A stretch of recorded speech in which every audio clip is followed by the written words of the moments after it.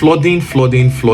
This has been the topic of discussion amongst a lot of people this period all over the world. We have countries that were flooded that have never been flooded before. Ghana was flooded, New York was flooded, Nigeria was flooded, Lagos State was flooded. So a lot of places was actually flooded this period. And when we talk about flooding, it actually comes with a lot of negativities. I'm Engineer Emmanuel, and in this video I'm going to be showing you a perspective that only few is actually talking about concerning the flooding. When we actually talk about flooding, it's actually associated with a lot of things. People can't go to work, you can't take your kids to school, you can't move in and out of your house, you can't even drive your vehicles on this flooded location. So the topic flooding actually comes with a lot of negativity, and this is what people don't want to associate themselves with. So now we should not forget that when we are also talking about flooding don't just occur. So there are actually factors that actually help to make your place flooded. So what are those things that you are doing that actually help your place to become flooded? One, waste disposal in your drainage channels. So instead of you disposing your waste in the government designated locations for waste disposal, you are now disposing your waste in the drainage channel. Two, improper drainage construction or insufficient drainage construction. So the drainage is not properly constructed, is not well sized, or there's no sufficient drainage in that particular location, so it couldn't handle the volume of water coming to that location, and then it then leads to a flood. Three, low terrains or low ground level in the particular place. If your ground level is lower than an existing place that water is actually moving from, obviously water will move from the higher location to the lower location, and that means your location is going to get flooded. So these are many more are actually one of the reasons that actually got a lot of places flooded this period, because even despite some places being flooded, we still have locations in the same state that was not flooded. If you still have a new construction this period that is actually just starting, this is the best period for you to actually gather enough design data for your project this period. Now, why is this time the best period for you to get your project data? Now you have been able to know the level of water that will be in that particular location where your site is situated at the peak raining period. So let's say at a very peak raining period, a particular time where rain falls the most and water accumulates in your site the most, what was the highest water level that the water got to on your site? This data will be able to help you to design a foundation that not only just ensure that your site doesn't get flooded, or your finished project doesn't get flooded in case of a peak rainfall. It also makes sure that your project is well designed and very attractive for potential investors that is going to be keen in that project.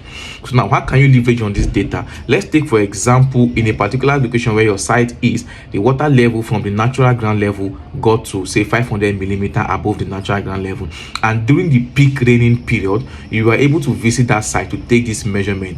This also tells you that no matter how rain falls in a particular time, during peak of the peak period, water cannot exceed this particular level. So we have seen that water gets 500 millimeter from the natural ground level to the top surface of the water. Now, if you are going to design a foundation for that particular project, you should be looking at a foundation of 1.5 meter above the ground level or 1.2 meter above the ground level. This is to ensure that you have a sufficient foundation height that will guide you against similar water level in the future, and that water never, no matter how the water level actually increases, it never gets to disrupt the activities of the residents in a particular place.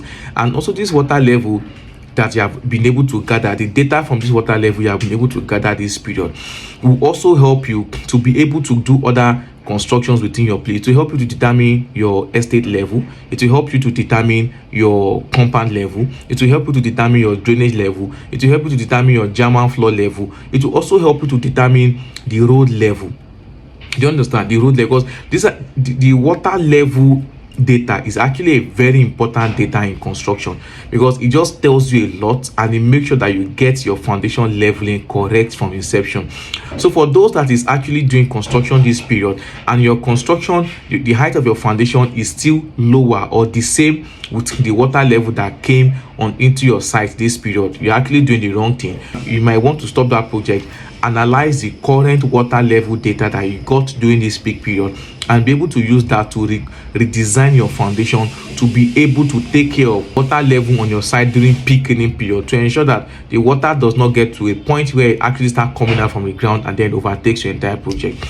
So this and more is actually a lot of the benefit that actually comes with this floods this period. It's actually a thing that helps you to know that, okay, this is the maximum water level that my site can accommodate, and this is going to actually help me in my foundation design. Like if you listen to a lot of people this period, they will tell you that the kind of rainfall that happened this year have never happened like the past 5 years, and the volume of water that was available on the ground this year was not in the last previous years. So this year that we had a very massive rainfall is actually a very good time to be able to gather data that is going to actually be helping you on your construction site.